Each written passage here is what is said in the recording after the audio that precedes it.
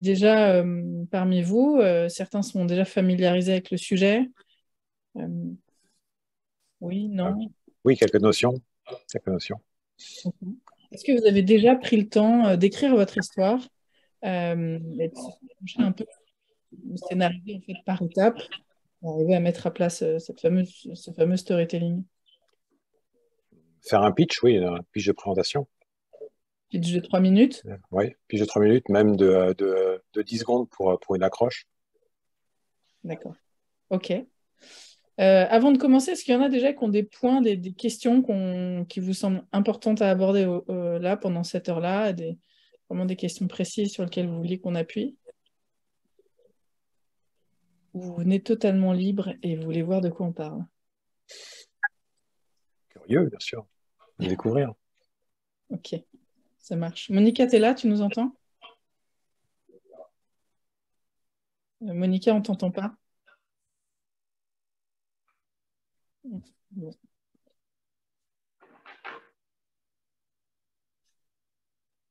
Je vais juste essayer d'appeler Monica pour qu'elle revienne.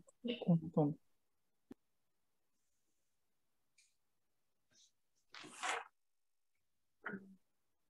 Ça doit être bon. Vous m'entendez? Ah, voilà, on te Ok. cherchait. Alors maintenant, il faut que j'arrête l'affichage là qui s'est emballé. C'est bon? On attendait que tu te présentes, en fait. Avant Oui, je suis en train d'essayer d'arrêter la présentation qui est partie comme une folle, là. Et je me présente immédiatement. C'est où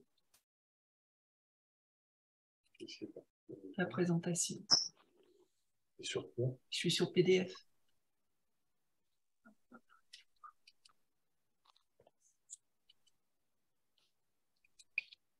On est quand même connecté. Voilà, pour mettre. Il y a du monde. Merci. Ça y Impeccable. est. Super, merci Monica. Voilà, donc voilà, en 2 mots, je me présente. Je suis Monica Siechka. Je suis dans la formation et le digital depuis bien longtemps, puisque j'ai cofondé l'une des premières écoles sur les formations dites multimédia à l'époque à la Défense. Donc, ça fait un bon bout de temps que je suis en formation initiale et en formation continue, avec toujours l'intérêt pour la mise en cause que ça représente. Je suis spécialisée sur le storytelling, c'est-à-dire comment on construit le message, le récit, comment on parle de soi et comment on construit un récit qui vous va bien pour communiquer sur les réseaux sociaux, aussi bien en marketing, en management, en ressources humaines, comment on parle de soi aujourd'hui pour attirer l'attention tout en restant à l'aise avec son discours. Ok, super. J'écris, je publie, voilà, je fais plein de choses par ailleurs, mais voilà, pour être rapide. Très bien. Donc j'expliquais, je ne sais pas si tu as entendu que j'introduisais, qu'effectivement tu es donc la spécialiste storytelling et que c'est toi qui anime chez nous les formations sur le sujet. Et donc l'idée c'est que ce soit un format très interactif, que tout le monde puisse poser ses questions en commentaire, ça soit assez libre et voilà, dans les deux sens, quoi. Donc tu peux aller directement au vif du sujet. Je me suis présentée. D'accord. Alors, nous commençons. On t'écoute, Virginie, sur ce fameux nouveau consommateur tellement différent, exigeant et qui a besoin qu'on lui parle. Alors, la première des choses, effectivement, avant de commencer, c'est que le consommateur d'il y a 10 ans, 15 ans n'est plus le même que celui d'aujourd'hui. Il faut être bien conscient que là où à l'époque, on était content de regarder des logos qui tournaient très, très solides d'M6, des marques qui rassurent parce qu'elles sont solides, parce qu'elles ont des gros bâtiments, etc. Aujourd'hui, les choses se sont inversées. Le consommateur, il est plus en attente de liens, il est plus en attente d'avoir une perception des marques qui est un humain. Et donc, les émotions, l'histoire sont au cœur du sujet de la relation entre le consommateur et le produit. Il faut aussi savoir qu'effectivement, depuis 2004, avec le lancement des réseaux sociaux, on développe, et surtout des smartphones aussi, on a une relation de proximité qui s'est établie. Et donc, en permanence, on a un lien continu, puisque vous le savez, les études montrent qu'on est avec son téléphone toute la journée. même des études qui montrent, je crois, que 40 ou 50% des couples se connectent d'abord à Facebook avant de se dire bonjour le matin. Donc, dans nos habitudes, les choses ont bien changé. Il faut aussi bien considérer que ce consommateur, il est volatile. La fidélité qu'il avait à l'époque envers les artistes d'ailleurs, hein, on le voyait bien dans la musique, on était fan pendant 30 ans, envers les marques, il pouvait consommer une marque tous les matins, métro, boulot, dodo et avoir des habitudes. C'était aussi un style de vie qu'on avait, plus facile à exposer en termes de communication. Puisqu'effectivement, ça nous permettait à l'époque de pouvoir même structurer des plans médias. Je t'expose à 8 heures, puis je t'expose à 17 heures, etc. Aujourd'hui, le système d'horaire et d'habitude est un peu bousculé. On est dans des vies beaucoup plus nomades, beaucoup plus différentes. Le télétravail a aussi changé ça. Donc, il y a plein de facteurs économiques, conjoncturels, mais également humains, puisque l'individu fonctionne plus de la même manière. Il s'est recréé finalement un nouvel environnement et technologique, entre parenthèses, et de nouvelles habitudes. Je ne sais pas si tu veux ajouter quelque chose, Monica, dessus. Non, complètement. C'est-à-dire qu'on sait bien qu'on n'a jamais zappé, nous les premiers aussi vite. Et on est à la fois à la recherche d'une relation durable.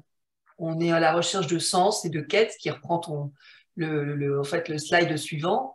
On a besoin d'être à la fois conforté, rassuré et d'établir un lien. Le digital, contrairement à ce qu'on pourrait penser, et n'est pas le seul, mais demande beaucoup plus d'humain pour établir une relation qui existe. Donc, contrairement à ce qu'on pouvait penser que le digital était juste une relation de chiffres, de données, de data, c'est vrai, hein, on n'inventera rien, mais néanmoins, vous avez ce qui fonctionne, c'est une relation humaine, et c'est ce qu'on va vous montrer aujourd'hui. Alors ensuite, sur ces particularités, ces traits de caractère, c'est intéressant parce que finalement, avec le temps, il devient de plus en plus exigeant. Plus exigeant, pourquoi? Parce qu'il y a de plus en plus de concurrence. Aujourd'hui, les gros monopoles de l'époque se sont cassés, hein, que ce soit, d'ailleurs, on le voit juridiquement, créer une boîte aujourd'hui, créer un statut d'auto-entrepreneur, ça prend 1 heure, donc les marchés sont plus accessibles. Les zones de chalandise sont décloisonnées, là où avant, effectivement, c'était la proximité. Aujourd'hui, on peut acheter à l'autre bout du monde via Internet. On a aussi la possibilité de partager son avis, donc c'est fini. Les marques qui peuvent se cacher, les avis du consommateur sont visibles et durables, et surtout Internet a une mémoire, donc aujourd'hui vous avez fait une erreur un jour, votre erreur, elle reste ancrée toute votre vie sur les réseaux. Donc le consommateur est devenu beaucoup plus exigeant envers les marques, et avec des principes fondamentaux où finalement il ne rejoint pas que le produit, il rejoint un système de valeurs qui lui correspond et de ses points d'exigence. Certains vont être exigeants sur la relation commerciale qu'ils attendent avec vous, certains vont être exigeants sur les engagements que vous prenez en termes de délai, d'autres sur les caractéristiques du produit, etc. Donc chacun a ses points d'exigence, mais l'exigence est un point important. Le deuxième point, c'est qu'il est sensible. D'ailleurs, les études explosent sur d'ailleurs les articles sur l'hypersensibilité des gens, la sensibilité, les émotions et tout ce registre-là. Pourquoi? Il y a plusieurs facteurs. Alors, évidemment, cette sensibilité, elle n'est pas née cette année, mais elle est beaucoup plus, comment dire, exposée. Avant, on était très pudique. Les réseaux sociaux, avec les selfies, avec le partage de notre vie, a permis aussi finalement je sais pas, de casser cette timidité ou cette façon de cacher sa vie privée. Et puis, être finalement sensible, c'est être humain. Et donc, de plus en plus, on accepte d'avoir des faiblesses, des émotions, et de pouvoir les partager, parce que c'est ce qui fait aussi que les gens se rapprochent de vous. Parce que finalement, on a beaucoup plus de liens avec un humain qu'avec une entreprise ou un produit. Unique, le consommateur, il veut comprendre que c'est bien un produit qui lui va et qui est personnalisé. Regardez, ne serait-ce qu'aller au rayon shampoing d'un supermarché, vous verrez bien qu'aujourd'hui, c'est plus seulement un shampoing pour cheveux gras, mais cheveux gras à pointe sèche, colorés, etc. On a tout un descriptif. Et on le voit dans d'autres produits où finalement, on va aller piocher non pas seulement dans juste des grandes caractéristiques ou dans finalement des critères sociodémographiques comme on le faisait à l'époque sur le ciblage, mais on va aller un peu plus loin pour même travailler tout ce qui est névrose. J'en tiens l'exemple, par exemple, de Waterdrop, qui vous vend des capsules à mettre dans de l'eau. Ils ne vous disent pas que c'est pour aromatiser l'eau et vous dire que bon, c'est plus sympa et le goût est appréciable. ils vont jusqu'à vous dire qu'effectivement, c'est pour boire plus d'eau et on travaille un sujet qui est présent, qui est celui de dire bah, faut boire plein d'eau parce que boire de l'eau, c'est la digestion, etc. Et donc, on travaille des choses bien plus profondes, comme le fait également Jimber, la boisson au gingembre, etc., qui est Jimber, une boisson qui se vend plus cher que du whisky et qui est finalement un condensé de gingembre pour dire, bah, en gros, soignez tous vos maux MAUX et grâce à la boisson, vous allez en gros vous protéger toutes les maladies. Donc c'est vrai qu'on travaille vraiment ces névroses plus profondément, quoi. Ensuite, informer, on a un consommateur qui finalement, vous pourrez pas lui faire. Il faut accepter qu'il est informé, il sait où trouver l'information et en plus, il sait la vérifier. Il a un maximum, et donc parfois même, il s'improvise. Regardez le nombre de personnes qui vont chez le médecin, qui ont l'impression de savoir déjà la maladie qu'ils ont, et si on ne leur dit pas ce qu'ils ont vu ou cru percevoir de leurs symptômes, ils ne vont pas croire le médecin, ils vont aller voir un deuxième. On se sent pousser des ailes en disant qu'on est capable, on l'a vu pendant le Covid, les gens, avec cette sensation de désinformation, avaient l'impression de savoir plus que certains. Et donc, aujourd'hui, il faut être très très clair. On ne peut plus se permettre de juste communiquer en disant qu'on est le meilleur, comme on l'a vu à l'époque, je ne sais pas, sur les lessives dans les années 80. Aujourd'hui, on doit être très précis. Si vous décidez d'argumenter que votre produit répond, je sais pas, à 97% de chances de répondre à telle promesse, il faut absolument des études chiffrées. Et puis, on ne vous croit plus non plus quand vous dites approuvé par l'association bucco-dentaire que vous avez créée vous-même. Enfin, quelque part, aujourd'hui, tout est vérifiable. Toutes les données sont accessibles et donc il faut être très méfiant sur les arguments qu'on oppose. Connecté, oui, c'est un individu, comme on le disait, qui se lève le matin avec les réseaux sociaux, qui se couche avec, qui va aux toilettes avec, qui mange avec. Et d'ailleurs, l'étude sur les 20-35 ans montrait que je crois que c'est 20% des couples qui interrompent carrément une relation intime pour aller se connecter à leur téléphone quand ils ont une notification. Donc on est vraiment dans un lien au téléphone qui est absolument incroyable. Il y a 10 ans déjà, les études aux États-Unis montraient que certains Américains demandaient à être finalement enterrés avec leur téléphone. Et que quand on leur demandait où était leur téléphone, ça faisait appel aux mêmes cellules que quand on leur demandait où était leur femme. Et c'est vrai qu'aujourd'hui, vous perdez votre téléphone, vous perdez l'accès à vos comptes bancaires, vous perdez l'accès à tous vos réseaux sociaux. D'un coup, il y a un mouvement de panique, vous oubliez votre téléphone, vous êtes prêt à accepter d'être en retard pour avoir votre téléphone. Donc on a une ultra-connexion et une relation au téléphone qui est folle. Et c'est vrai que d'ailleurs, je suis assez surpris que le SMS n'est pas très utilisé. Alors, évidemment, le réseau social est encore plus fort sur les notifications, mais on a un lien très très proche avec le téléphone et vraiment une relation qui peut se construire dans la durée. Sachant que l'enjeu, il ne faut pas l'oublier, c'est le coût d'acquisition. Aujourd'hui, acquérir un nouveau client est très très cher parce que même si vous faites de la publicité sur Google, de l'Ads ou autre, vous le savez, avec les taux de conversion actuels, ça va vous coûter très cher. Donc, il y a d'ailleurs un livre sur le sujet. L'intérêt, c'est de s'inscrire dans le quotidien des consommateurs, surtout, et toute la journée de l'exposer pour créer un lien avec lui. Comme le fait Facebook, et vous rappeler de temps en temps une notification pour que vous reveniez en permanence et que vous ayez un réflexe, et finalement, à la fin, ça devient tellement intuitif que vous ne posez pas la question. Voilà un peu sur les grandes lignes. Déjà, est-ce qu'il y a des questions sur ce sujet ou des observations? Je vois Amine qui dit des experts en tout partout, c'est vrai. C'est vrai que tout le monde se sent expert. Et certains le sont également. On a bien vu aussi que l'intelligence collective avait permis de résoudre certains problèmes de scientifiques, parce que tout le monde s'était mis au service d'un problème, et quand c'est bien manié, ça peut être intéressant également. Monica, je crois que... Je pense que oui, je pense qu'il y a aussi... il est informé et saturé d'informations, comme nous le sommes tous, ce qui veut dire en retour que nous, dans notre message, le message doit être très précis, j'anticipe sur ce qu'on va voir par la suite, mais très précis sur les mots choisis, parce que justement, il ne faut pas faire des textes longs, des explications longues, il faut choisir exactement le bon mot et le bon terme, le bon texte, la bonne image, et pas 100 000 explications à côté de ça. Et puis aussi un point important, ce que tu avais tout à fait soulevé, c'est la quête de sens. Exactement. L'acte de consommation, l'acte d'achat, et je pense en plus que dans les tendances de fond, les tendances profondes de notre société, dans ce qui s'ouvre. On t'entend plus ou est-ce que vous entendez, vous, de votre côté? D'accord. Mais vous m'entendez, moi? Oui. Ouais, Oui. ok. Bon, on a perdu Monica. C'est pas grave. On va continuer comme ça. Effectivement, la quête de sens est importante, il faut le notifier. Parce que on consomme donc on est et on s'exprime à travers ça. Quand vous achetez la marque Respire, vous achetez le sens derrière, vous achetez l'histoire, vous achetez le lien avec la marque. Et donc c'est un vrai sujet finalement. Connexion instable. Ouais, on vient de te retrouver, Monica, hein. Ah oui, je viens d'avoir désolé, je viens d'avoir un message de connexion instable, super. Bon, bah, c'est pas grave, on a avancé. Enfin, le sens, en tout cas, le sens, c'est clair. Voilà. Alors, du coup, ça rebondit sur le parcours client. Certains se disent, bah, c'est bon, j'ai envoyé une série de mails au démarrage pour parler de mon produit. En fait, ça ne suffit plus. Souvenez-vous, il y a 15-20 ans, on se disait, je vais acheter un cadeau d'anniversaire, je vais acheter un CD, ça se faisait encore. Et en fait, on était exposé peut-être par un message sur le chemin, pas plus. Aujourd'hui, finalement, à partir du moment où vous prenez une décision d'aller acheter quelque chose, bah, vient toute l'exposition qu'il y a derrière, recevoir des mailings, des SMS, des notifications devant les magasins, des requêtes sur les réseaux sociaux, des messages en privé sur MSN, etc. Et du coup, ce qui fait que vous avez la nécessité d'être accompagné dans tout le processus. Et ça va même au-delà. J'ai accompagné fut un temps des marques de construction de maisons.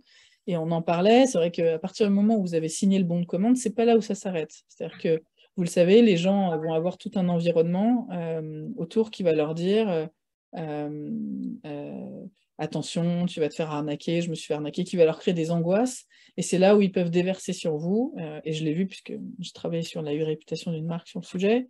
Bah, d'un coup, un client qui s'acharne, c'est un client qui a 300 jours devant lui pour mettre des messages contre vous. Donc il faut faire très attention à l'accompagner vraiment jusqu'au bout dans la durée pour être certain qu'effectivement vous ne lâchez pas l'affaire et que de la sollicitation jusqu'à la reconduction et ainsi de suite, la relation ne s'arrête plus, quoi. Un mot sur le parcours client? Monica, non? Oui, c'est-à-dire qu'effectivement, l'acte d'achat n'est pas final, le suivi après l'achat du service ou du produit continue. Et c'est exactement le schéma, le schéma que tu montres là, c'est-à-dire que c'est une relation circulaire. Exactement. Qui est le propre d'une relation vivante, hein, par ailleurs. Ce qui recoupe complètement ce qu'on disait, c'est-à-dire il y a une relation vivante, il y a une quête de sens, il y a une relation vivante, il y a un accompagnement dans lequel il y a un acte d'achat ou de consommation ou quel que soit le produit ou le service. Mais ça s'insère dans toute une relation de suivi par ailleurs. Et puis, ça rebondit aussi sur la façon de partager sur les réseaux sociaux. Aujourd'hui, c'est très difficile Déjà, c'est très difficile d'entretenir un lien avec une grosse communauté, un lien individuel. C'est vrai que les réseaux sociaux permettent de créer un lien permanent. Moi, souvent, on me dit, mais attends, on te voit sans arrêt. Effectivement, il faut avoir une rigueur de pouvoir partager tous les jours et de savoir qu'est-ce qu'on va partager. Et c'est vrai aussi qu'on ne veut plus une relation uniquement commerciale, en fait. Les gens ne vous attendent plus sur un parcours client uniquement à vous dire achète, achète, achète. Vous le voyez bien, d'ailleurs, quand vous allez même dans des réseaux, si certains vont networker, on ne veut plus vous entendre simplement venir avec votre carte de visite et dire que vous vendez ça et acheter, quoi. Certains réseaux, d'ailleurs, ont même perdu, ont perdu avec cette approche-là. Aujourd'hui, on veut vous connaître, on veut créer du lien, on veut partager, on veut un bout d'intimité. Évidemment, une intimité contrôlée, hein, c'est vous qui en délimitez les contours. Mais on veut une relation établie avec un... Je sais pas, j'entends des notifications, si quelqu'un pouvait juste éteindre son micro, je pense, parce qu'il y a des notifications permanentes de messages. Pardon, mais comme c'est en plus enregistré le webinaire, merci beaucoup. Oui, donc en effet, il faut donc créer un lien et regarder cette relation commerciale pour pouvoir exposer tout au long. Il faut savoir quoi raconter. Et on ne peut pas s'improviser en disant, bah, tiens, qu'est-ce que je vais pouvoir leur dire aujourd'hui, quoi. Donc, il ne faut pas hésiter à essayer de construire toute une histoire et partager des moments de vie pour créer ce lien-là, pour être présent en permanence chaque jour, finalement, avec vos consommateurs et vos prospects, quoi. On peut passer à la slide d'après, si tu veux, Monica. On en arrive au storytelling. Alors, peut-être, Monica, tu vas faire une petite intro sur le sujet? Oui, c'est-à-dire le storytelling qui est un mot un petit peu galvaudé, hein, parce que on a l'impression de dire, mais oui, mais les messages, on sait bien, on sait bien qu'on communique avec des messages, on n'a pas besoin d'employer ce terme américain qui nous revient comme ça, les récits, on sait que c'est important. Il n'y a pas d'humanité sans récit, hein, c'est pas le propos d'aujourd'hui, mais On pourrait en parler pendant des heures. Il n'y a aucune humanité sans récit, qu'il soit oral, écrit, pictural. Donc nous sommes tous des êtres humains de société qui se construisent avec des récits, de ce point de vue-là. C'est ce qui fait notre humanité. Mais le storytelling, ce qui le différencie de simplement du slogan ou du message, qui existe aussi, mais qui est un aboutissement, c'est que c'est vraiment la réflexion de fond sur c'est quoi, qu'est-ce que je raconte, quel est le fondement de mon histoire. Il va évoluer, il va s'adapter à la conjoncture, à vos clients, à l'évolution, il n'est pas figé. Mais qu'est-ce que je vais dire? C'est quoi mon histoire? C'est quoi mon message? Quel est le lien que je veux établir justement avec mon client? Donc le storytelling, il est fondateur. Il est fondateur au sens que, après, on peut faire des news, on peut faire plein de choses, mais si ce n'est pas ancré sur une histoire, sur un message, sur une valeur que vous représentez, ben, il est éparpillé. Vous avez quelque chose qui est complètement éparpillé, qui part dans tous les sens et qui ne tient pas la route. Combien de fois, moi, quand je travaille avec des étudiants qui sont en alternance en entreprise et que je leur dis, mais vous êtes depuis 1 an, 2 ans dans des entreprises, dans des postes intéressants, c'est quoi le storytelling de votre entreprise? Ah bah oui, il y a un truc quelque part, on est les meilleurs. Oui, enfin, on est tous les meilleurs quelque part. Oui, mais voilà. Et ça crée aussi dans une équipe, dans une entreprise, un lien fondateur. En recrutement, ça joue également. Ça joue partout. C'est-à-dire, qu'est-ce que je dis? C'est pas qu'est-ce que je raconte comme une histoire au sens de vous berner. C'est qu'est-ce que je dis de moi? Qu'est-ce qu'on va faire ensemble? Donc, vous voyez que c'est vraiment l'élément fondateur sur lequel on travaille et qu'on va faire évoluer pour que cette histoire, on progresse ensemble dans cette histoire ensemble. Je répète ensemble beaucoup parce qu'effectivement, c'est propre du digital aussi. Il faut qu'on soit ensemble. Ce n'est pas moi qui vous raconte quelque chose et vous allez gober mon histoire du tout. Aujourd'hui, le storytelling, c'est voilà, c'est qu'est-ce que je fais avec vous, mon client, qu'est-ce que je fais avec vous quand je vous recrute, qu'est-ce qu'on va faire ensemble, qu'est-ce qui va se passer ensemble. Ça veut dire que ça recoupe des valeurs, ça veut dire que ça recoupe des messages, ça veut dire que ça recoupe à l'intime contrôlé, comme dit Virginie, hein, c'est-à-dire je personnalise. Votre storytelling doit bien aller avec vous. Je ne vais pas raconter quelque chose qui me gêne, quelque chose qui n'est pas de l'ordre de ce que je veux dire, mais partager mon expérience, partager les enjeux, ça, c'est une véritable marque du storytelling. D'ailleurs, j'ajouterais une chose, certains disent je suis meilleur et certains d'autres minimisent aussi.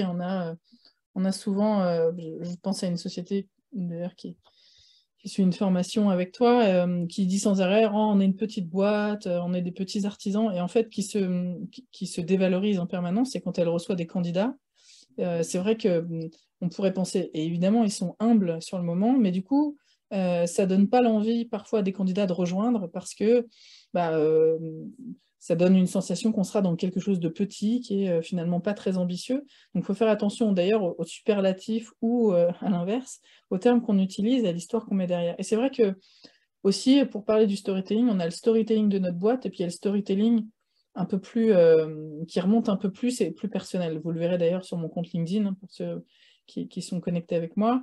Je remonte parfois jusqu'à mes 6 ans, parce que je pense que ce qu'on a été hier, c'est ce qu'on est aujourd'hui.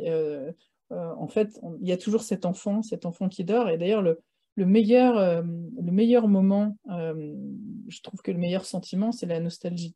Quand on passe les 35-40 ans, quand vous touchez un individu et que vous arrivez à toucher ce registre de lorsqu'il était enfant, insouciant, que la vie finalement n'avait pas les contraintes qu'on peut connaître par la suite, et que vous le remettez dans cet apaisement qu'il pouvait avoir, parfois c'est un registre très intéressant à exploiter, parce que du coup, il baisse la garde aussi. Quand on est plus petit, on baisse la garde, on n'est pas rempli de boucliers, on n'est pas rempli de plein de choses qui peuvent nous charger par la suite. Donc c'est pour ça que j'ai démarré par quand j'étais petit, je voulais être, parce que remonter le plus possible pour qu'on voit en vous l'enfant aussi, et encore plus, parfois c'est plus facile de se livrer sur ce qu'on était petit que pourquoi on a créé la boîte, et ça met aussi longtemps à construire ça. Je m'explique, si j'étais partie de mes 20 ans où j'ai démarré à former des gens, l'histoire ne serait pas la même que si j'étais partie bien plus loin en expliquant que je n'aimais pas l'école et que je n'aimais pas la pédagogie qu'il y avait à l'école, de s'asseoir, de rester en place, et ce calme et ce manque de jeu, d'interaction. je vous raconte pas la même histoire, entre dire après, à 20 ans, finalement, j'aimais transmettre, j'avais envie de transmettre parce que j'ai appris comme ça. C'est pas la même histoire. Et donc, plus on remonte tôt, plus on arrive à trouver des racines profondes, des émotions, des sentiments, des vécus et des choses qui nous lient à vous. Et on comprend beaucoup mieux qu'en fait, tout ça se construit. C'est la construction de toute une vie, votre projet, et non pas la construction d'une opportunité à un instant T parce qu'il y avait un business et que vous avez sauté sur l'occasion, entre parenthèses, quoi. Surtout, justement, le rapport, en tout cas au début, à l'enfance, est un rapport intéressant parce qu'il parle à tout le monde, Oui. parce qu'il fait écho à tout le monde. Et là, ça peut être des liens extrêmement forts, sans compter qu'actuellement, dans les tendances profondes, la nostalgie, moi j'accompagne, je connais bien une entreprise qui s'appelle Nostagift, vous voyez, Nostalgie Cadeau, qui en fait vend des cadeaux nostalgiques montés par deux jeunes qui sont magnifiques là-dessus. Nostalgiques, c'est-à-dire les carambars, les machins, tous les trucs qu'on a eus, et ils ont une segmentation par période, par durée, et ça marche super bien. Donc vous voyez que ça rejoint deux choses, hein. Ça rejoint que notre histoire, elle est fondatrice de notre rapport aux autres, et tout le monde a une histoire. Chaque être est unique, c'est pas une phrase pour faire plaisir, c'est vrai. Et si je reprends ton exemple, Virginie, justement, en expliquant ton rapport à la pédagogie à l'école, tu fondes finalement, tu expliques de façon complètement juste le rapport à la pédagogie que tu veux mettre en place à la Startup Academy. C'est-à-dire justement bouger, s'impliquer, créer, se remettre en cause, avancer, être surtout pas statique et recevoir, voilà, on va vous expliquer et ne bougez pas. Donc c'est complètement lié, ça a complètement du sens dans ce sens-là. Et je pense qu'on peut tous trouver un élément comme ça de notre passé qui a conditionné la suite et comment on le fait, que ce soit dans le produit que vous proposez, ou que ce soit dans la méthode, ou que ce soit dans la façon de recruter, ou que ce soit dans la façon de manager, vous trouverez toujours un lien avec votre enfance qui pourra être réutilisé dans votre storytelling actuel. Il faut juste chercher, et c'est ce qui va aussi trouver des valeurs profondes et des fondamentaux bien plus puissants, encore une fois, que ceux qu'on peut avoir basiquement un peu plus tard, quoi. Le storytelling, c'est donc des émotions, on rebondit dessus, on peut jouer avec les émotions. Alors, c'est intéressant parce que je vois aussi parfois des posts très très dans la contestation sur LinkedIn ou des partages de choses, parfois on a envie de dire « je ne suis pas d'accord ». Les études montrent quand même... Vous pourriez couper votre micro, s'il vous plaît. On entend quelqu'un... À la fin, vous pourrez tous peut-être l'ouvrir ou quand on a des sessions d'échange. Mais... Et donc, les émotions, c'est important de savoir quelles émotions je veux transmettre à mes clients. Est-ce que vous pourriez couper votre micro, s'il vous plaît, la personne qui tousse derrière? Ça ne vous ennuie pas? Merci. Donc, encore une fois, les émotions, il faut bien les choisir. Certains décident de communiquer par la peur, d'autres par la nostalgie, d'autres par la sensibilité. C'est à vous de savoir quel est le registre. Mais attention, le négatif engendre le négatif. C'est vous qui guidez aussi la suite. Je m'explique. Alors déjà, dans vos posts, commencer par un problème, c'est une chose, ça interpelle, surtout si vous utilisez le bon langage et que vous racontez une histoire dans laquelle les autres se retrouvent. Mais il faut très vite aller vers du positif, parce que on peut très vite tomber, et je l'ai testé, on peut très vite tomber par une série de messages négatifs qui va engendrer du négatif, et c'est très difficile de faire remonter vers du positif. Donc il faut manier quand même le partage d'une histoire avec toujours une dose d'optimisme, et un peu comme les films à l'américaine, avec une belle fin, quoi.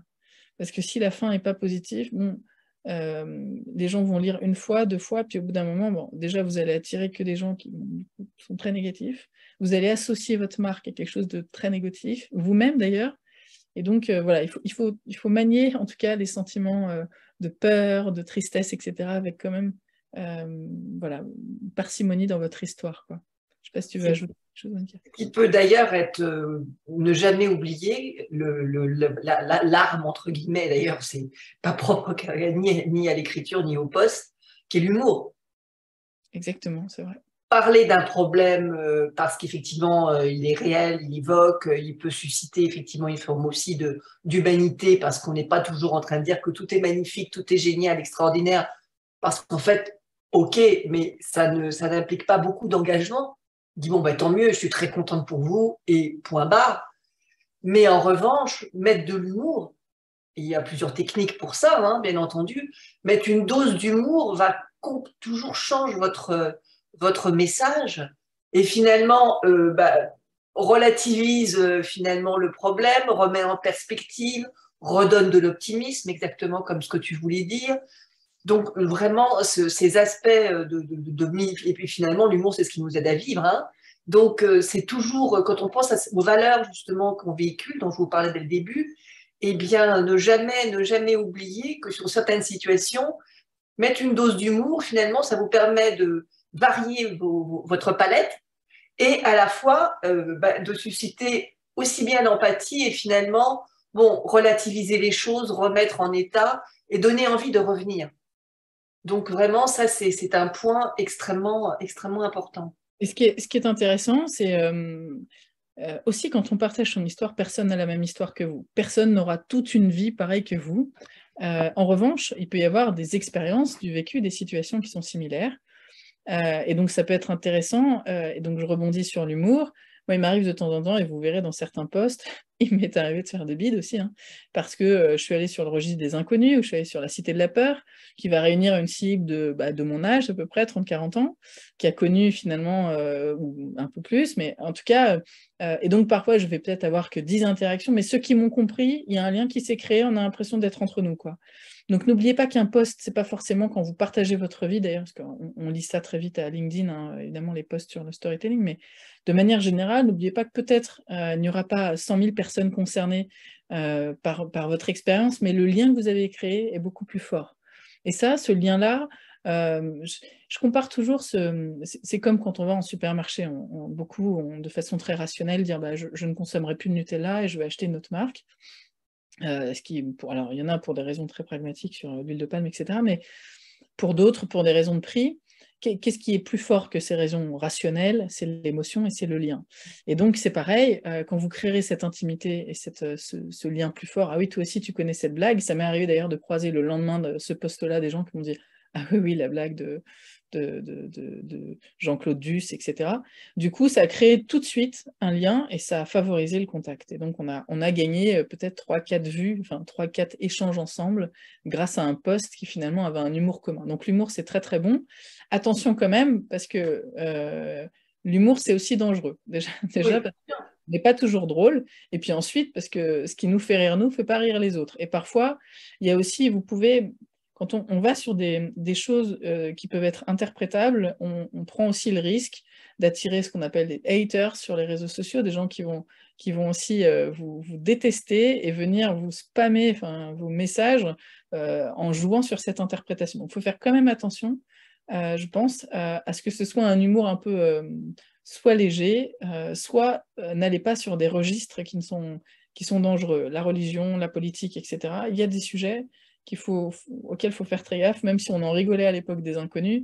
Aujourd'hui, voilà, il y a quand même, il faut faire attention aux sujets et aussi les sujets militants. On rebondit sur les émotions, le neuromarketing. Donc ça, j'ai toujours été marquée par Kotler, qui était un peu ma bible du marketing quand je me suis lancée, quand j'ai fait mes études à l'époque, il y a 15 ans. Mais je me souviens très bien de ce qu'il disait, en fait, quand ta com ne fonctionne pas, il disait qu'il y avait un registre d'émotions, et puis on parlait souvent de dire, bah voilà, les animaux, le bébé, alors d'habitude on dit la femme toute nue, mais moi j'avais décidé de mettre un homme, je sais pas pourquoi. Mais voilà. En tout cas, il y a des visuels qui génèrent des émotions automatiquement chez nous, et qui déjà vous mettent dans une condition. Donc n'oubliez pas qu'une histoire, l'usage des visuels est important, parce qu'il peut complètement conditionner son interprétation. On avait fait le test en neuromarketing, du regard d'un chien, la couleur de fond du chien, etc., peut complètement changer la perception du chien. Il peut être mignon, comme il peut être effrayant, comme il peut attirer la tristesse. Et regardez bien là les animaux. Le bébé, changez le regard du bébé ou de l'animal, vous n'aurez pas la même lecture de l'émotion qu'il y a derrière. Je ne sais pas si tu veux ajouter quelque chose, mais... Voilà, les chats, on sait que les chats ont fait fortune sur les réseaux sociaux, hein, donc je pense que tout le monde sait que s'il faut se réincarner, hein, le doute n'est pas possible pour plein de raisons, c'est les chats, hein, qu'il faut choisir. Mais plus sérieusement, oui, Je pense qu'on recule beaucoup sur on a toujours un peu peur de mettre de l'émotion parce qu'on a toujours l'impression que l'émotion, c'est déchoir par rapport à la raison. Alors que non, pas du tout. Nous sommes des êtres émotionnels. On a bien entendu qu'en neuromarketing, c'est extrêmement utilisé. Toutes nos décisions, vous, moi, tout le monde, hein, sont guidées par l'émotion, et heureusement, hein, heureusement, parce que la raison n'est pas toujours aussi juste que l'émotion qui fait de nous des êtres humains. Hein. Donc, prenons un exemple qui est assez terrible à la fois. Mais on dit toujours la foule, c'est horrible, c'est affreux, c'est terrible. Elle est justement émotionnelle, donc ça peut être le cas, c'est pas la question. Mais il y a eu des études très sérieuses, hein, une étude qui a été faite par le CNRS sur le comportement émotionnel, parce que vraiment il n'y avait que de l'émotion, là, de la pure émotion absolue au moment des attentats du Bataclan. Et je peux vous envoyer le lien hein, de l'étude et de la conférence à ce sujet. Et on a vu qu'en fait, contrairement à ce qu'on pensait que l'être humain rationnellement se dirait je ne bouge pas, je reste dans mon coin, je suis terré, je ne connais pas les gens qui tombent à côté de moi, je ne bouge pas. Et bien, contrairement à ce qu'on pourrait penser, eh bien, la réaction humaine, c'est une bonne nouvelle parce que les humains, c'est pas toujours ça. Eh bien, la réaction humaine était une réaction d'entraide. La pure réaction émotionnelle a été de l'entraide. Les gens c'est pour ça que certains ont aidé, au risque de leur vie, des personnes totalement inconnues. Alors que la raison vous aurait plutôt dit, voilà, tu restes planqué dans ton coin. Donc, je prends un exemple maximal pour montrer à quel point s'intéresser au fonctionnement de l'émotion, revendiquer l'émotion, est justement quelque chose qui crée justement ce lien avec tous les êtres humains. Et donc, les personnes que vous avez en face de vous sont aussi des personnes émotionnelles. Et il faut trouver, encore une fois, la tonalité qui va bien fonctionner avec vous, dans laquelle vous serez bien, sachant que ça sera modulé selon les périodes, les moments, l'actualité, etc., etc. Mais ne jamais balayer l'émotion. Pas pour moi, ça c'est vraiment bon. Puis c'est trop facile, pas du tout. Ok. Est-ce qu'on peut mettre la slide après? Bien sûr. Je voulais remercier d'ailleurs Nazia, je suis d'accord, hein, tout à fait d'accord que les émotions difficiles, négatives, on s'en lasse très très vite et c'est vrai, au départ on se dit ah oui c'est vrai je me reconnais, puis au bout d'un moment c'est fatigant. Moi je le dis sincèrement, il y a des comptes que j'ai mis en sourdine parce que j'en pouvais plus de voir des choses négatives. J'avais pas besoin de ça, enfin, je crois qu'on a chacun nos... voilà, on vient, on a des attentes quand même d'un peu d'optimisme et normalement c'est censé... Et à contrario, les posts trop inspirants sur une vie parfaite n'ont pas non plus... faire attention parce que... C'est les deux excès. Ouais, il y a des tendances dans le storytelling, dans la façon de narrer un peu, enfin, de raconter votre histoire. Et parfois, tous ces posts trop inspirants qui finissent toujours par un truc à un show à l'américaine de je réussis et tout est magnifique. Bon, c'est aussi parfois surfait, ça manque un peu de profondeur. Et en plus, je vais être très claire, il y a des vraies tendances dans l'écriture, dans la publication des posts, quoi. Il y a 3 mois, on mettait des pancartes avec des messages. Bon, ça, c'est fini, c'est has-been. Ensuite, on est parti sur les posts très inspirants, ça a fait toute une série, là, on revient vers d'autres... Enfin, il y a vraiment des vraies tendances qu'il faut suivre. Je vous invite, avant de partager votre histoire, d'ailleurs, à de temps en temps faire une veille. D'ailleurs, de manière générale, il faut s'intéresser aux autres pour qu'ils s'intéressent à vous. Donc, pensez pas qu'en publiant votre histoire, tout le monde vous attend et que ça va être incroyablement magique, que tout le monde va d'un coup vous saluer. Ou alors, du moins, dans la durée. Mais du coup, regardez bien les tendances autour de vous, de la communauté qui vous intéresse. C'est pareil, en fonction des cibles, vous ne raconterez pas votre histoire de la même manière, ce que disait Monica tout à l'heure. C'est-à-dire qu'effectivement, le vocabulaire qui va être utilisé, les situations que vous allez choisir comme exemple ne seront évidemment pas les mêmes. Et donc, et encore une fois, il y aura des tendances qui vont se dégager. Donc prenez le temps d'en lire 10-15 avant de vous lancer dans la pratique, quoi. Oui, ce qui veut dire il y a une chose qui est indéniable, c'est que c'est pas je fais un post et puis bah, ça marche pas, je m'arrête. Et donc, sur quelques réseaux que ce soit, hein, ou sur plusieurs, peu importe. Et deuxième chose, je suis effectivement, mais comme on le fait pour toutes les activités, je mène une veille, je m'intéresse évidemment à ce qui se passe chez les autres. Et les grandes tendances, mais bien entendu, elles existent complètement et elles passent et et de façon à être répétitif, comme dans tout acte de notre vie, n'a jamais apporté quoi que ce soit. Donc il faut regarder, se renouveler, et pas non plus penser que ça se joue sur une fois. La régularité, on aura de cesse de le répéter. La régularité va être essentielle. Est-ce que déjà pour l'instant, il y en a qui ont des questions ou des observations ou... Non. Bon, très bien. Okay. Comment? Non, c'est OK. Vous avez peut-être à préciser pour justement pour suivre en fin de compte ces tendances. Est-ce qu'il y a des axes pour aller rechercher ces tendances? La première des choses, c'est une observation pragmatique des messages de votre communauté, de votre cible. N'oubliez pas qu'avant de démarrer un storytelling, la base, c'est de définir ce qu'on appelle votre persona, donc votre cible. Comprendre ses névroses, c'est qu'est-ce qui la travaille, qu'est-ce qui fait qu'elle ne dort pas, qu'est-ce qui fait que vous la soulageriez, quel problème vous devez soulager. Une fois que vous aurez bien déterminé finalement les problèmes qu'elle a et peut-être les points communs que vous avez avec elle, et ce qui va construire votre relation, ça va être la base de vos messages. Pourquoi ? Parce que quand on découpe, il y a effectivement la notion de storytelling, puis après il y a le découpage en poste pour partager cette vie. Vous n'allez pas faire un pavé de 300 lignes, puisque personne ne va le lire ou faire un livre. En revanche, il va falloir découper votre vie pour s'intégrer au quotidien et partager un peu chaque jour de ça. Et pour ça, il faudra qu'il y ait un message clé qui sorte à chaque poste, un message qui doit être retenu et qui répond finalement soit à un problème, soit à un point commun, enfin quelque chose. Donc encore une fois, la première des choses, c'est se mettre sur la cible, sur les messages que vous voulez transmettre, sur le problème que vous résolvez. Je vais vous montrer après, on a fait quelques slides sur la stratégie de contenu, et après, bien structurer ça. Enfin, il y a des façons aussi de structurer des posts qui sont plus impactants que d'autres pour partager votre vie, quoi. Donc là, on arrive du coup à cette notion de lien, d'ailleurs. Encore une fois, qui es-tu? C'est la cible. Quel est ton problème? Quelles sont tes angoisses? Je te connais, je t'ai compris. Je sais ce dont tu as besoin. Les verbes de compris... Enfin, attention, un verbe peut changer la perception de votre message. C'est-à-dire entre dire, par exemple, certains vont partager leur histoire en disant, bah voilà, ce jour-là, il s'est passé ça, ça a été une révélation, et je me suis lancée. C'est pas pareil que de dire, ce jour-là, j'ai ressenti quelque chose d'incroyable, des émotions suivantes, des angoisses, de la peur, et à la fois de l'envie, de la volonté. Et je me suis dit, ça va être dangereux sans doute, mais j'y vais.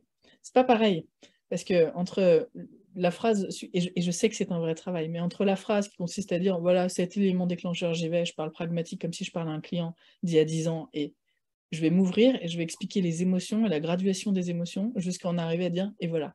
Et c'est comme dans les films, ou comme dans les livres. Un bon livre, c'est un livre avec des détails que seul vous, enfin seul le rédacteur peut avoir, parce qu'il a vécu cette situation. Et quand je vous dis, j'ai une boule au ventre quand il s'est passé ça, vraiment, ça m'a fait mal, c'est autre chose que de vous dire, ouais, c'était pas évident, mais j'y suis allée, quoi. C'est pas pareil. Enfin, je ne sais pas si vous me suivez, mais voilà. Il y a vraiment des termes à utiliser de ressenti. Il faut travailler ce registre des verbes des ressentis, quitte à se faire tout un registre à plat de mots autour du ressenti, quoi. On en arrive là, d'ailleurs, les liens, les mots, les ressentis. Merci, Monica.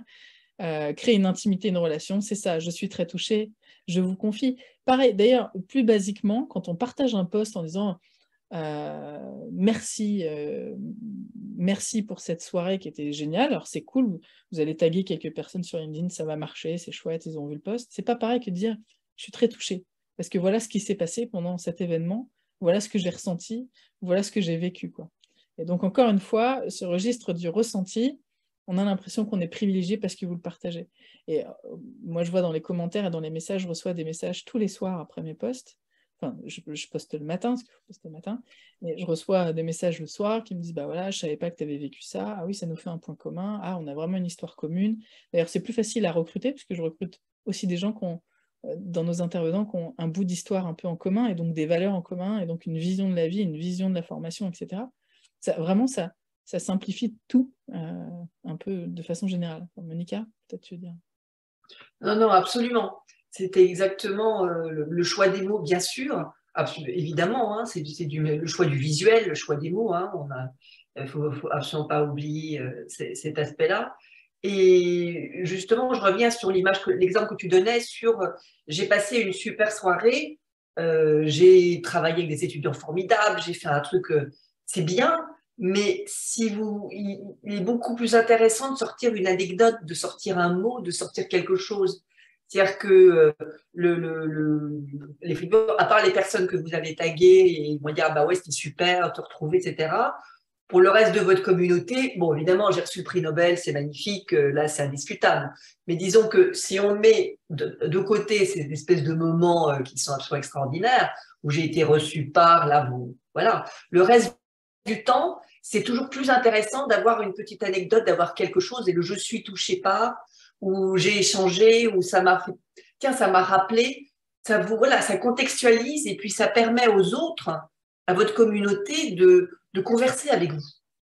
Il ne faut pas que ce soit, c'est pas moi je parle et vous m'écoutez, je vous dis quelque chose et voilà, et ça, la relation qui se crée entre nous, elle vous fait écho.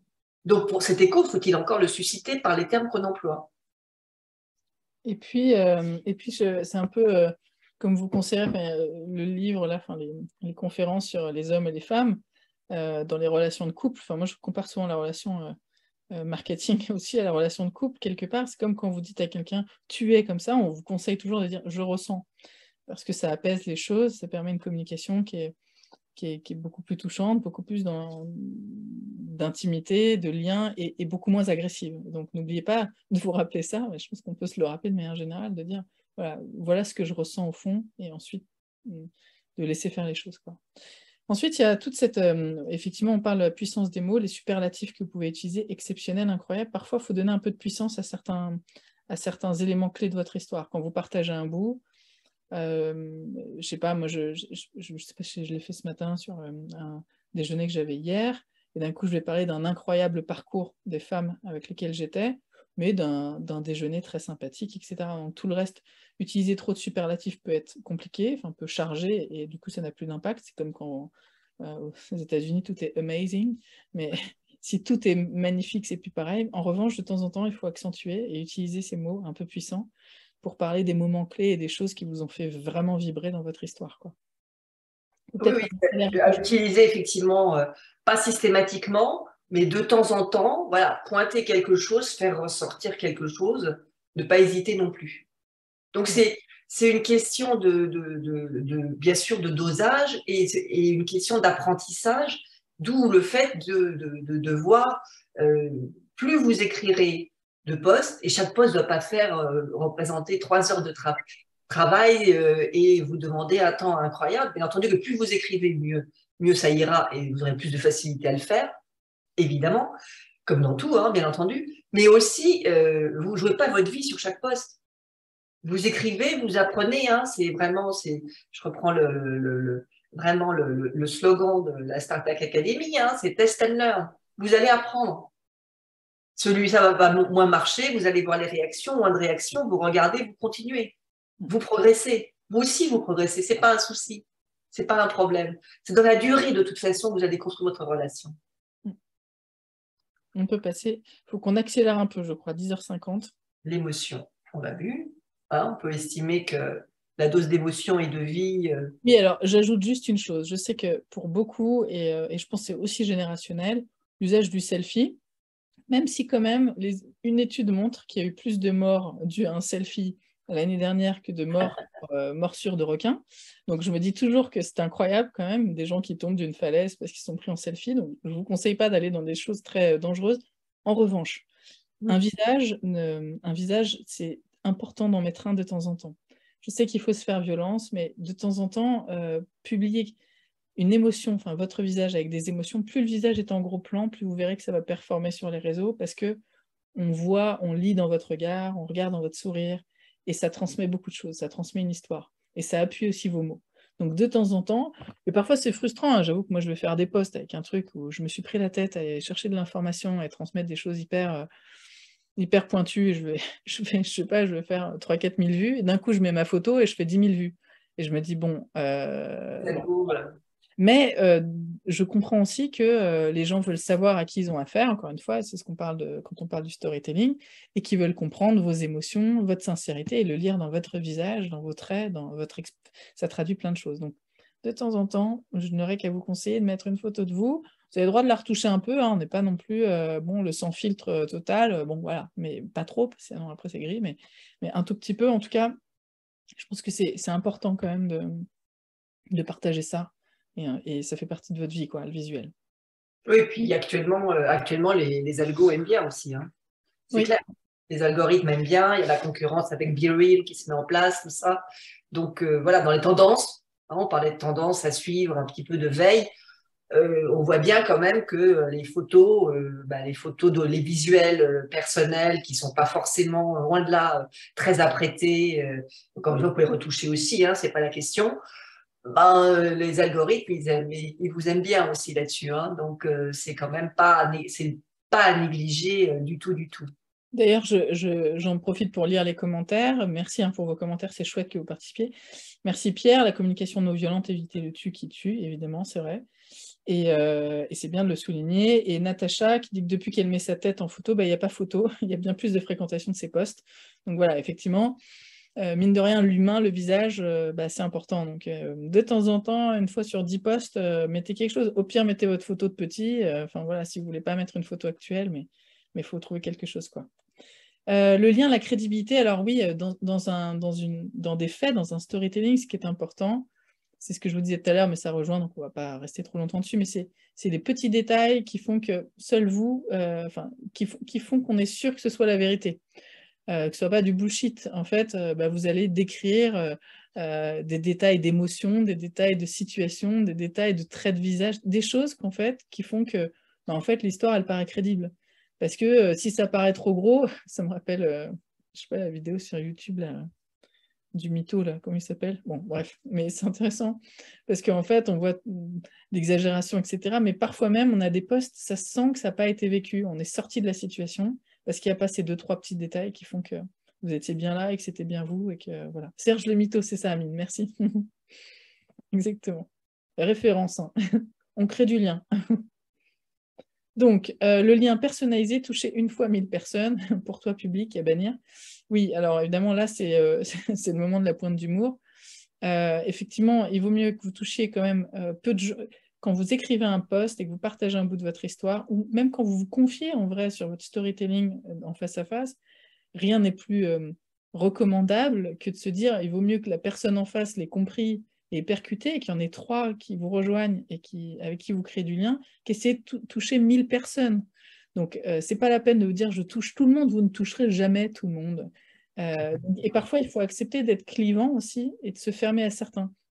Il m'est arrivé d'écrire des posts comme ça un peu clivants en disant c'est très, enfin, et finalement, en créant des posts clivants, en racontant une histoire, ouais, mes convictions, elles sont celles-ci, et parfois vous avez le droit de changer d'avis aussi, les choses peuvent évoluer, c'est ce qui fait que vous êtes un humain aussi, vous touchez beaucoup plus facilement les gens. Donc, encore une fois, ciblez la personne dans votre tête quand vous écrivez, il faut parler à une personne. Votre cible, votre meilleur client, celui que vous aimeriez avoir 100 000 fois, enfin, le client que vous voudriez en tout cas trouver, quoi. Interpeller, alors oui, quand on raconte son histoire, et encore plus si vous partagez sur les réseaux sociaux, évidemment, il faut inclure les nouveaux personnages dans votre histoire. C'est un peu ce que faisait d'ailleurs, alors c'est pareil, c'est peut-être Amine qui va m'aider sur les références, c'est Serge Brin, vous savez, celui qui partageait ses aventures, et qui après vous demande de choisir le scénario, et du coup vous suivez la suite des séries en fonction des scénarios que vous avez choisis. Bref, l'idée c'est d'inclure un maximum les personnages, je m'explique. Quand vous racontez votre histoire, vous allez dire, voilà, quand j'étais petite, mes convictions c'était ça, ça, ça, ça, ça, vous avez partagé un bout de votre histoire, et vous finissez par bah oui, Marie, toi aussi, quand tu m'as partagé ton histoire, je me suis sentie revivre cette période-là, qui a été une période assez incroyable pour moi et qui a révélé plein de choses. Quand vous incluez Marie comme ça dans un post, c'est plus fort que « Marie, Julie », etc. Donnez votre avis, c'est pas pareil. Donc, n'hésitez pas à intégrer vos nouveaux personnages dans cette histoire. D'ailleurs, de toute manière, elles construisent votre histoire.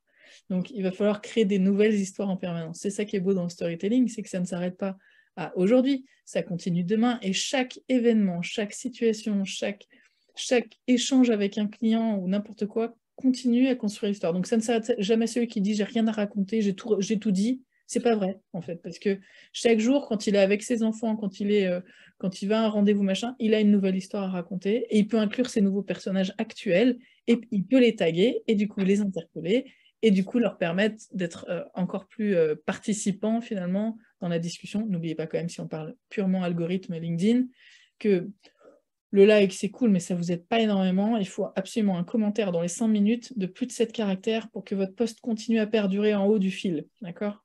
Donc l'enjeu, c'est... Les emojis comptent Exactement. Et donc, il faut absolument dans les taguer... caractères, j'entends. Hein. Voilà. Et il faut taguer donc des gens, vous êtes sûr qu'ils sont connectés. Si vous savez qu'ils se connectent une fois par semaine, bon... ou alors vous l'appelez avant, vous le prévenez. Si tu peux juste mettre un petit commentaire, ça serait très sympa. En tout cas, ça vous aiderait à être plus visible, quoi. Bon, évidemment, la démarche est un peu particulière. Donc voilà, on arrive à assumer d'être imparfait. Alors peut-être tu veux dire un mot rapide, Monica, dessus? Oui, c'est le propre. De toute façon, c'est le propre de tout récit. Hein. C'est-à-dire un récit parfait, un récit où tout va bien, un récit qui n'est fait que de réussite.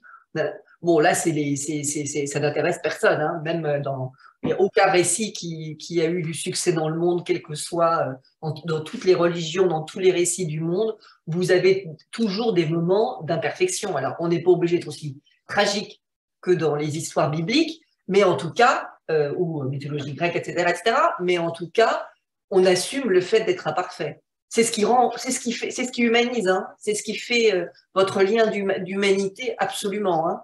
Et ce qui est intéressant, c'est la progression et ce que vous faites et comment vous vous relevez, donc exactement le visuel que tu as mis en place. Et en fait, c'est intéressant parce que vous avez 2 exemples incroyables. Donc le premier, c'est La Redoute. La Redoute qui, à l'époque, on avait quand même trouvé 2 hommes tout nus derrière un groupe d'enfants sur une photo du catalogue. Une erreur quand même, les parents n'ont pas trop aimé, et qui d'un coup, la directrice marketing, alors on s'est toujours demandé, orchestration, pas, enfin, pas, mais qui d'un coup a transformé ça, et La Redoute a été élue meilleure bad buzz, enfin bon buzz, en tout cas presque pendant 5-6 ans, parce que les retombées ont été incroyables. On peut en citer d'autres. Il y avait aussi Mon Minou Tout Doux, hein, qui a été quand même orchestré par une marque d'épilation. Sur le coup, on en veut, et puis après, quand elles s'excusent, bah, évidemment, elles sont humaines, et on peut tous comprendre parce qu'on s'est tous trompés, en fait. Et donc, ça rapproche encore plus. On se dit, elles sont humaines, elles s'excusent, c'est important.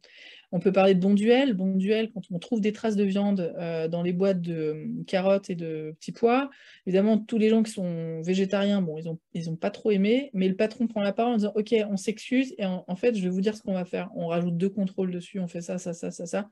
C'est pragmatique, c'est incontestable, le bad buzz s'arrête. Ce que je veux dire, c'est qu'en fait, parfois même, il vaut mieux avouer qu'on fait des erreurs que croire qu'en montrant qu'on est parfait, bah, ça va marcher, parce qu'en fait, l'humain n'est pas parfait, et on va être, en plus, on a cette tendance à protéger celui voilà, qui s'excuse, etc. Et donc, il faut accepter de faire quelques posts comme ça, mes erreurs. D'ailleurs, ce sont les posts qui fonctionnent le mieux. Hein. Les 3 erreurs ou l'erreur que j'ai commise et que je ne recommencerai jamais. C'est un très bon teaser pour teasing, en tout cas pour pouvoir faire un post. Donc voilà, il faut en tout cas bien humaniser. Le timing, le bon moment, le bon endroit, les bonnes personnes. Oui, ce qui serait dommage, c'est que vous racontiez une belle histoire, mais vous n'avez pas publié quand il faut, au bon endroit, etc. Donc respectez quand même les algos en fonction des réseaux sociaux, ça c'est important. N'oubliez pas aussi de taguer les bonnes personnes. Si vous racontez, si vous êtes sur un registre d'émotions et vous touchez quelqu'un qui est de toute manière, il ne publie jamais et s'en fiche des réseaux sociaux, bon, bah, c'est pas lui votre cible. Hein. Prenez des gens connectés où vous savez qu'ils vont interagir. Quoi. Prenez des gens aussi qui sont sensibles, parce que si vous voulez des émotions, je vais aussi dire que c'est comme quand vous demandez un avis sur un post. Vous racontez votre histoire et vous dites, et vous, est-ce que vous avez vécu la même chose? C'est pas pareil que de dire, et vous, qu'avez-vous ressenti lorsqu'il vous est arrivé ça? Quand vous utilisez des mots, c'est vous aussi qui guidez les réponses qu'il va y avoir derrière. C'est pas la même chose. Donc, bonne personne, bon message, bon endroit, bon moment, c'est vraiment la clé pour pouvoir avoir en tout cas de la visibilité sur le partage, parce que ça met du temps à faire un bon post percutant. Participer pour exister, c'est pareil. Évidemment, on ne peut pas envisager que les gens s'intéressent à vous si vous êtes égocentrique. Donc, il faut absolument s'intéresser aux autres, ce qui est la base d'une relation humaine, hein, évidemment. Mais on oublie sur les réseaux sociaux. On pense que tout le monde, que ça ne fonctionne pas pareil. Non, évidemment, prenez le temps, et c'est une vraie gymnastique, d'aller au moins commenter 4-5 posts par jour, ce serait bien, mais vous verrez, ça va très vite quand on commence à s'y mettre. Et pour avoir un peu de... Parce que les gens vont s'intéresser à vous, vous intéresser à eux, avec aussi évidemment des commentaires percutants, c'est juste pour dire bravo. Bon, bah, c'est pas la même chose que bravo Jocelyne, je te félicite, je savais que tu allais y arriver, tu as tellement de résilience en toi. Enfin, voilà, il faut aussi montrer que non seulement vous avez de l'intérêt, mais en plus vous intéresser à l'autre, et en plus vous allez plus loin que juste applaudir, quoi. Donc, c'est important, en tout cas, pour avoir cette relation, quoi. Surtout que par ailleurs, il y a quand même une richesse de contenu, si on parle de LinkedIn par exemple, et pas que, hein, qui est réelle. Dans les partages d'expériences professionnelles, il y a une véritable richesse qui serait dommage de ne pas exploiter, qui vous donne à vous-même des réflexions, des défis, des challenges. Les rencontres, au sens rencontres professionnelles, échanges professionnels, se font comme ça. Donc, c'est d'autant plus intéressant aussi de justement creuser un peu plus et pas simplement faire son post et puis après se dire ah bah, personne ne like, bon bah finalement LinkedIn c'est pas pour moi, ça m'intéresse pas, etc., etc. Pas du tout. Et de ce point de vue-là, il y a une vraie richesse, moi je trouve, qui se met en place et c'est à force d'échanger que vous allez avoir justement aussi de l'apport. C'est vraiment participer pour exister et pour s'enrichir mutuellement. Voilà, donc c'est effectivement le mot-clé. Alors, je ne sais pas ce qu'il y a après, Monica. Voilà, on arrive vite fait à la stratégie de contenu que je vais balayer un peu sur les fondamentaux, mais à retenir, c'est ne désespérez pas si personne n'interagit. Je sais que c'est un grand moment de solitude intense, mais persévérez. La pire des choses, c'est de se dire je fais ça pendant 3 semaines et ça ne fonctionne pas. Vous verrez, à un moment donné, il y a un truc qui va s'enclencher et qui va faire que les gens vont accrocher sur votre histoire. Et vous allez faire, ça ne va pas être très bon. Vous allez refaire, ça va être un peu meilleur. Vous allez refaire et vous allez trouver votre registre, votre façon de raconter, les histoires qui intéressent les gens aussi et ceux où tout le monde s'en fiche, les photos qui plaisent et celles qui plaisent moins. Et tout ça, c'est soit vous le mémorisez dans un fichier pour vraiment capitaliser dessus, soit c'est dans votre tête et ça veut donc dire que pendant 3 mois, il faut vous dire je mets le pas, j'y vais. Je vais être très clair, moi aujourd'hui, quand même, je ne dis pas que c'est que pour ça, évidemment, il y a plein de choses qui interviennent et que il y a beaucoup de posts sur le fait que le ROI sur les réseaux sociaux, il n'est pas mesurable directement. En revanche, on peut le dire, ce lien-là, il crée aussi la confiance, et la confiance, c'est aussi des gens qui viennent à vous pour acheter chez vous. Moi, je poste aujourd'hui, à chaque post que je fais, j'ai un contact pour une formation. Et donc, voilà, je poste 5 fois par semaine sur LinkedIn. Bah, vous voyez déjà le volume que ça peut engager et que vous pouvez faire la même chose.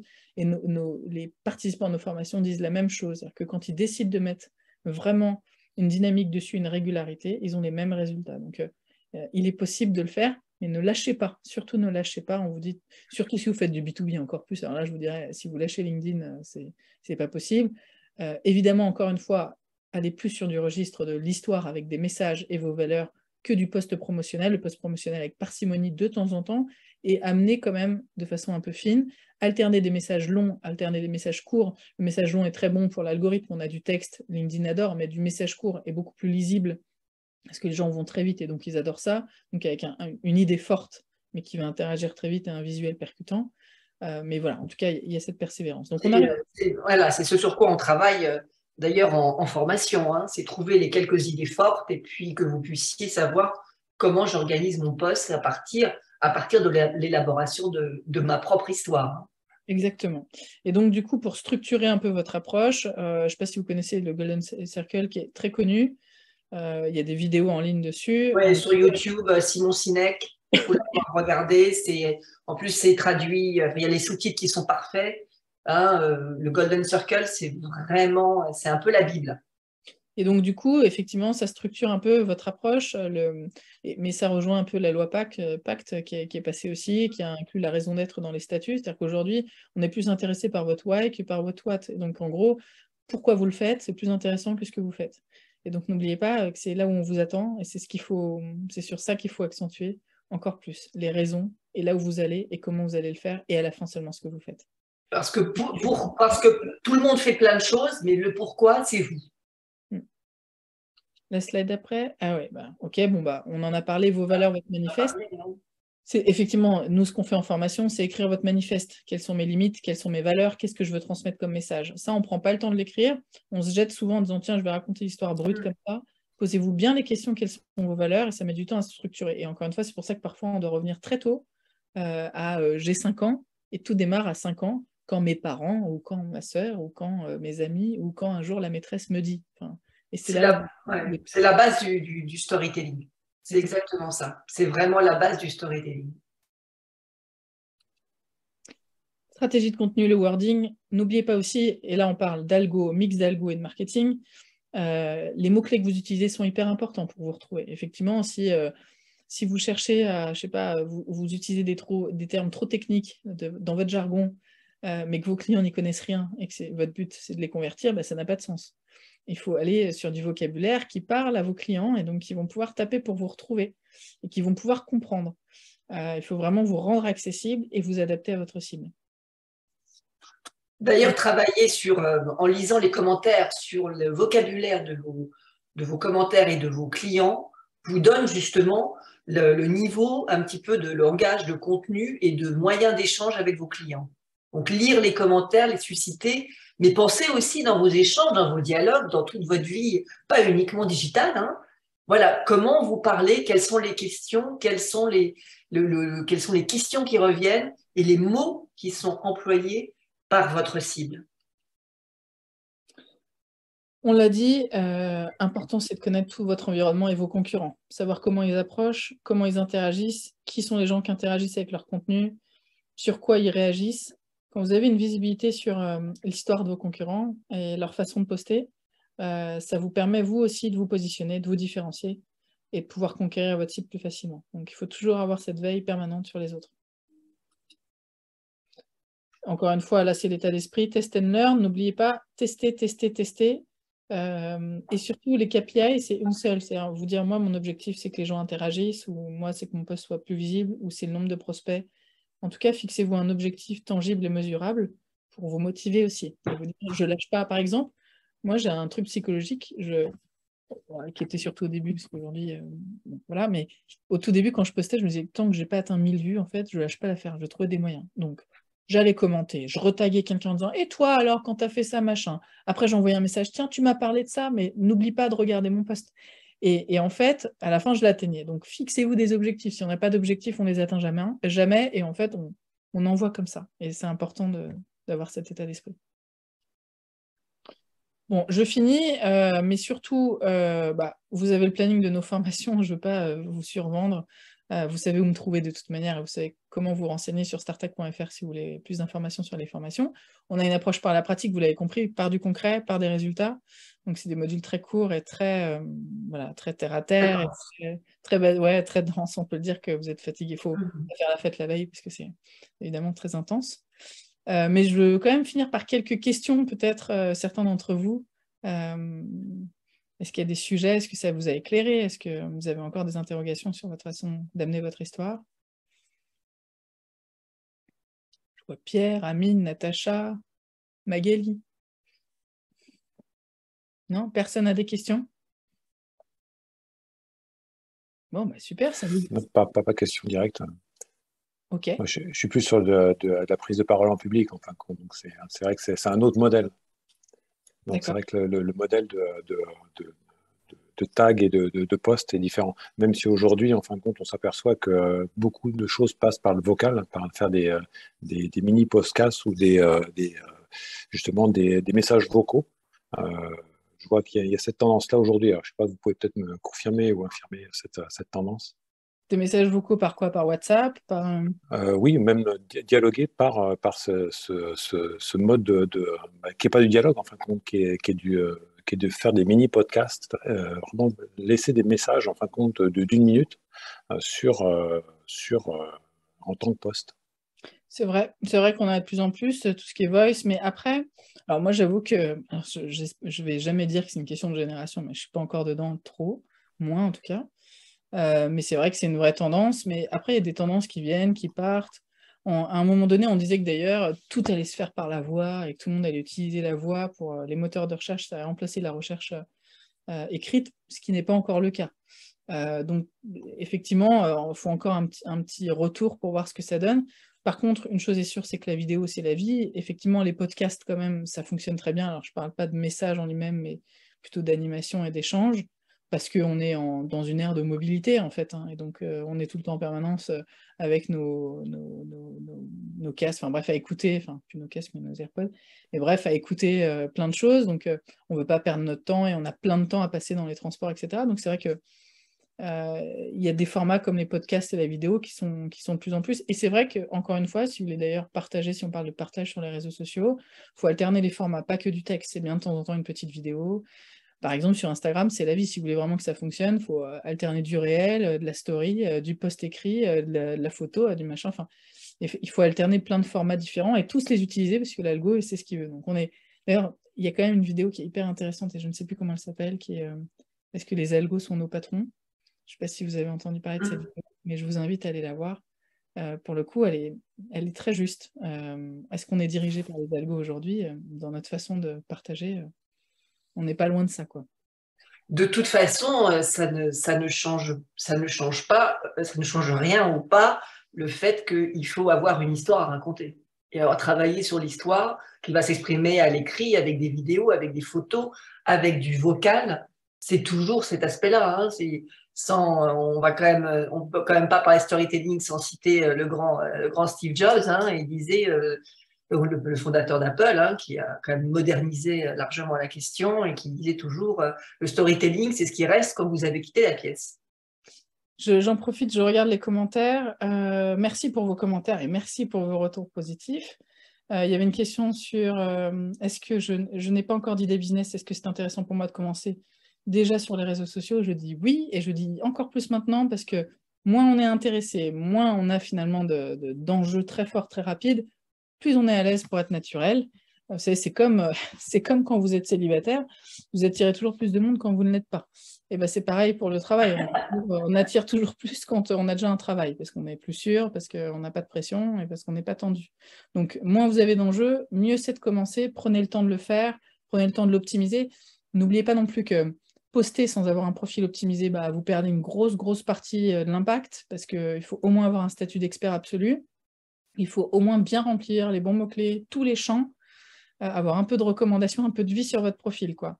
Donc, c'est bien de procéder par ordre, optimisation du profil, raconter une belle histoire dans la partie info déjà, une belle histoire qui vous raconte, et ensuite, toute une stratégie éditoriale sur les 3 prochains mois pour découper votre histoire et avoir 3 posts par semaine minimum, qui performent à 1000 vues minimum chacun, par exemple. Ce serait un bel objectif. Autre question, je vois, on me demande si toutes nos formations sont en présentiel. Nasia, non, vous pouvez les suivre en visio, on a des gens de toute la France et même à l'étranger qui se connectent, n'hésitez pas. On arrive en plus à créer des ateliers bien pratiques dans tous les cas où on peut vous accompagner à distance. Évidemment, c'est quand même la puissance du présentiel est chouette pour le lien, pour l'émotion et parce que vous avez un intervenant que pour vous en petit groupe et c'est plutôt chouette de l'avoir parce qu'il vous accompagne pas à pas. Mais ça se fait aussi en visio sans vraiment aucun problème. La prochaine formation de Monica, c'est le 14 octobre, et après, vous en avez une qui est plutôt pertinente, enfin, si on se retrouve sur le storytelling, c'est 15 et 16 novembre LinkedIn, et si vous voulez, on vient même en entreprise, nos intervenants se déplacent, elles font pour votre équipe, et c'est plutôt chouette, parce qu'on fait des groupes en général de 10 max, c'est mieux pour que vous puissiez bien appréhender le sujet, et surtout repartir avec du concret, on ne vous laisse pas partir tant que ce n'est pas terminé. Donc il faut prévoir, il ne faut pas se bloquer un truc à 17h30, ou alors il faut être hyper performant toute la journée, quoi. Voilà. Il y a d'autres questions? J'adhère totalement à votre message final sur la pratique. Merci Natacha, ça me fait flipper. Bah oui, je comprends, Amine, hein, on est vraiment dans une ère... je suis d'accord aussi que par moment, je me dis, il m'arrive de me dire qu'on est dans un monde assez incroyable. Présentation qui m'a beaucoup parlé, bah, super. N'hésitez pas à nous retrouver pour le prochain webinaire, je crois que c'est le 17, si je ne m'abuse, sur LinkedIn. On va se retrouver toutes les 2 semaines. Si vous avez des suggestions de sujets qui vous intéressent dans le digital, vous m'envoyez un message en MP Virginie Févet sur LinkedIn. Voilà, n'hésitez pas à mettre un petit commentaire sur la page ou une petite reco, c'est chouette, ça nous fait toujours plaisir. Et puis, si vous avez même des questions sur votre storytelling, n'hésitez pas à nous envoyer, on y répondra avec plaisir, Monica et moi. Avec grand plaisir. Voilà, est-ce que quelqu'un veut dire un petit mot de la fin ou toujours personne Non, toujours personne. Ok, bon, merci à tous. Le webinaire est enregistré, je vous rappelle, il sera sur Startac, sur la chaîne YouTube, donc vous pourrez le retrouver pour le réécouter. Et si vous voulez vous inscrire, à chaque fois c'est la même, je sais qu'il y a eu quelques petits bugs là pour envoyer les formulaires, visiblement certains l'ont reçu dans les spams. N'hésitez pas à nous relancer si vous n'avez pas reçu, normalement vous devez recevoir la veille au soir maximum le lien pour vous connecter. Donc il ne faut pas hésiter à nous relancer le cas échéant. On est quand même relativement accessible via les réseaux. Je crois que vous l'avez vu, quoi. Et merci parce que vous avez été nombreux. Il y a eu quand même 130 inscrits. Là, en connecté, ça a varié une quarantaine à peu près. Donc, c'est vraiment chouette. Super. On dit qu'on super. voilà. C'est un super sujet. Hein. Merci. Bonne Merci journée à tous. À tous. Merci à vous. Au revoir. Au Au revoir. revoir.